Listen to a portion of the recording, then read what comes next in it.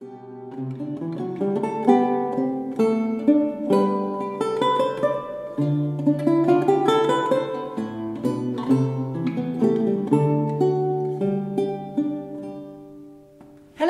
and welcome to the 6th video in my series of You Can Play This. For this video I'm returning to one of my favourite composers of all time, Francesco da Milano. Da Milano holds a very special magical quality for me, and I'm sure most of you lute players out there feel the same. I understand there are 2 surviving portraits of Francesco. This one is located in the Biblioteca Ambrosiana in Milan. The sitter is identified as Frank del Liuto. The sheer beauty of Francesco's compositions are breathtaking.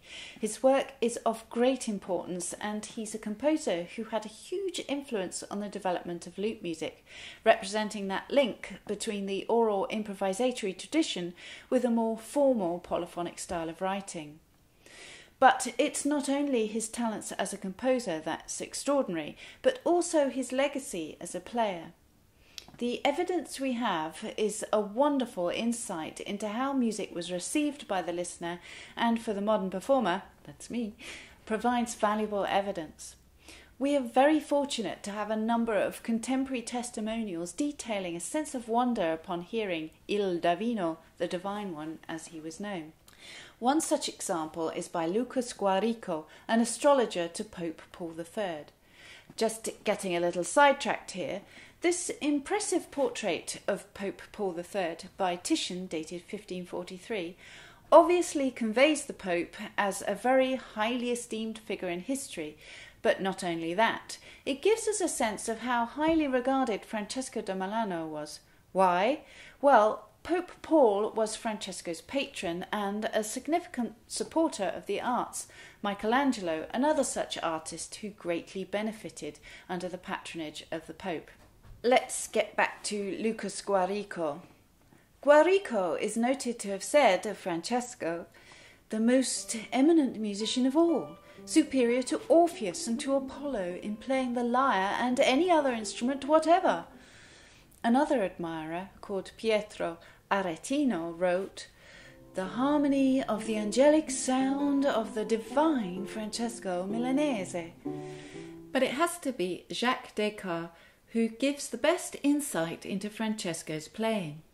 The tables being cleared, he chose one, and, as if tuning his strings, sat on the end of a table seeking out a fantasia.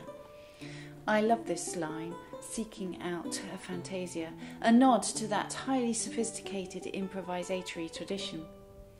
Descartes goes on to say that at this point Francesco stops playing and gives a hard stare to guests who were continuing to talk.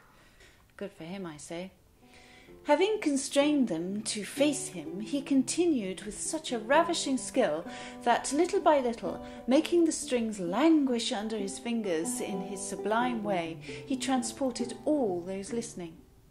Descartes then describes how the listeners abandoned themselves to the music, leaning heads on hands, splaying their limbs, half closing their eyes in absorption of the wondrous sound. When the music stops, Descartes concludes, "Leaving as much astonishment in each of us as if we had been elevated by an ecstatic transport of some divine frenzy." It's worth pointing out that after Milano's death, 1543, folks were still writing about the musical energy that reverberated from this extraordinary man. His music still very much in circulation in manuscripts, not just in Italy, but across Europe half a century later.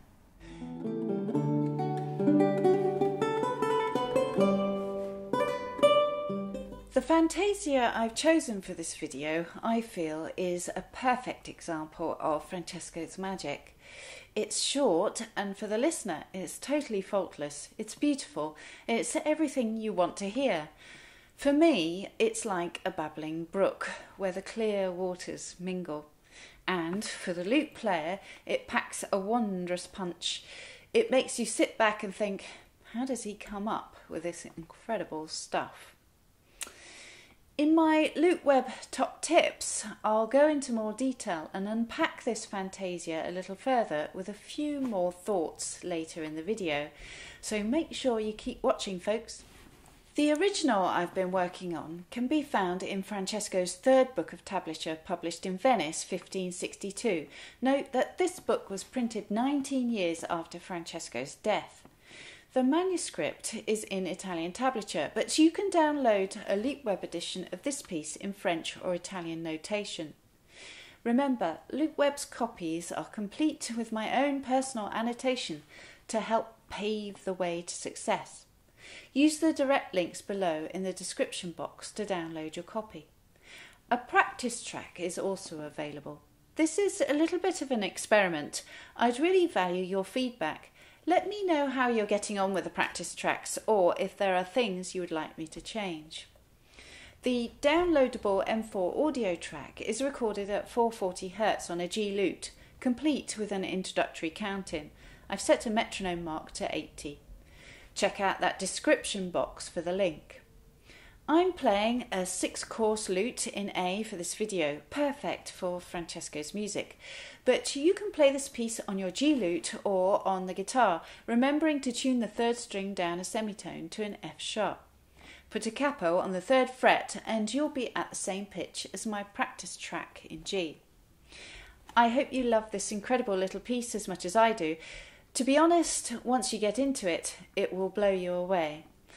Don't forget to hit that subscribe button to support this video and to encourage me to make more. Oh, and don't forget to stick around and check out my top Luteweb tips after this.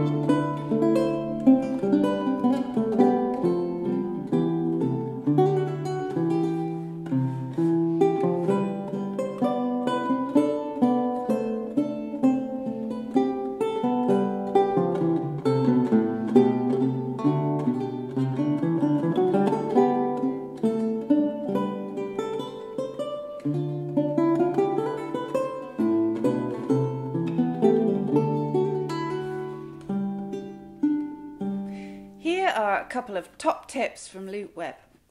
Firstly, I want to celebrate a beautiful bit of writing by Francesco in bars 12 to 17 in my Luteweb copy. You will already notice there are a few corners where the right hand fingering looks a little suspicious, contrary to what you might expect.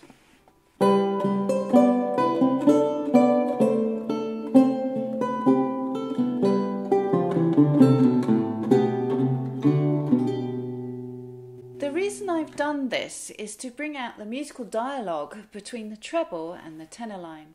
Understanding how these two parts slot together in this section is key. Here's the treble line in isolation.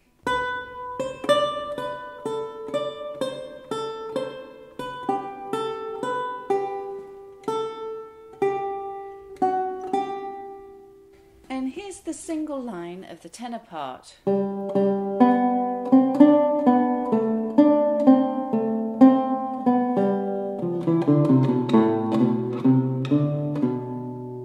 Both lines have delightful dotted rhythms that, when combined, create a lovely little bit of musical interplay.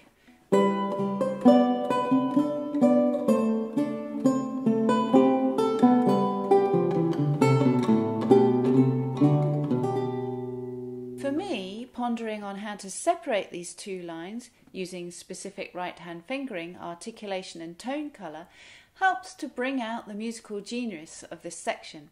It's so simple, yet so unbelievably sophisticated.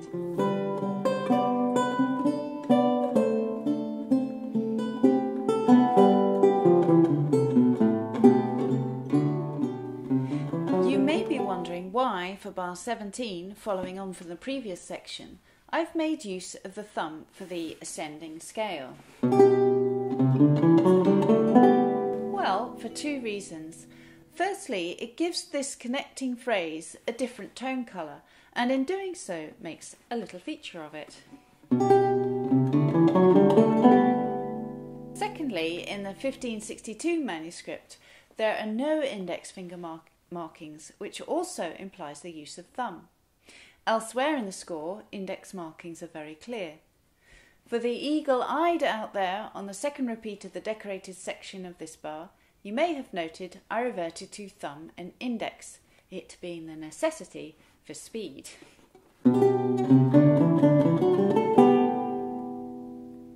Finally, it's always worth noting that Francesco composes for the sophisticated listener and loves to weave in and out of the main rhythmical pulse. Here are a couple of examples. The first in your Luteweb score is halfway through bar 9 to 11.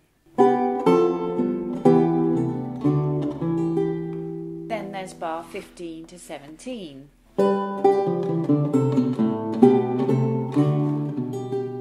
And also the concluding phrase, bar 22 to 24. The aspects I've highlighted here for this video are just a few. I could spend many more hours delving into the little corners to bring out more musical nuance. For me, this piece is like a verse of poetry in sound, where every word, vowel and consonant has a significance and purpose, and is there to be interpreted. Let me know your thoughts. Drop me a line in the comments box below. Don't forget to download my Luteweb copy and the practice track. If you'd like to become a supporter of Luteweb, it would be wonderful if you'd consider visiting my support page. Don't forget to subscribe, and happy lute playing.